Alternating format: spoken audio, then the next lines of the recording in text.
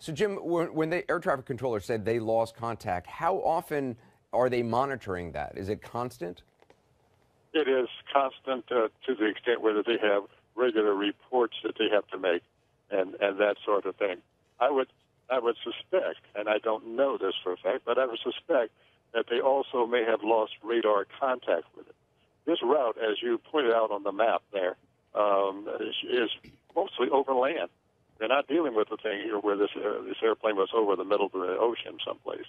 And being over land means there are lots of places and lots of antennas and lots of radars and lots of radios that would be to your disposal. This sounds really bad, Anderson. It sounds like a really bad situation. I've been trying to come up with every scenario I could to just explain this away, but I haven't been very successful. Well, I mean, you point out that it's over land. This plane was 2 hours late getting to Beijing. You would think, unless I mean, obviously there are some very remote regions in that area that the plane is flying over, but there are no reports from the ground of anybody spotting this plane. Yes, that's true. And again, one can assume that the Chinese government has radar stations all over the place for their own security. I would think that they would have some way of being able to detect when that airplane was and when that airplane wasn't.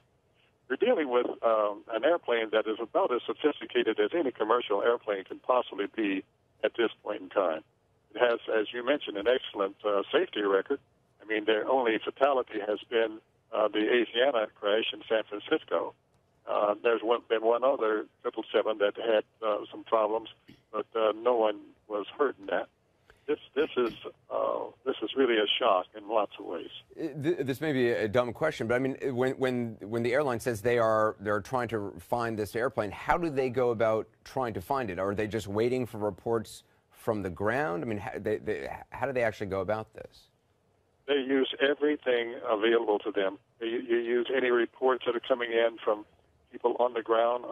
They also would launch aircraft to fly along that route and see anything that's available. This, of course, goes over international lines, so they're going to have to coordinate with other nations to have access to their airspace and ask them to also join them in the search for any wreckage or anything like that. I came up with one wild scenario that if you had a total electrical failure, and if that happened on that airplane, there is a backup to the backup to the backup radio, which can be used. It has very limited range, very, very limited indeed. It's something like maybe 100 miles. So if that happened, and that's a very remote possibility, you would not be able to communicate with anybody by radio until the actually was on final to land someplace. But we don't have any evidence of that, and just the sketchy information that we have so far, it doesn't sound very good.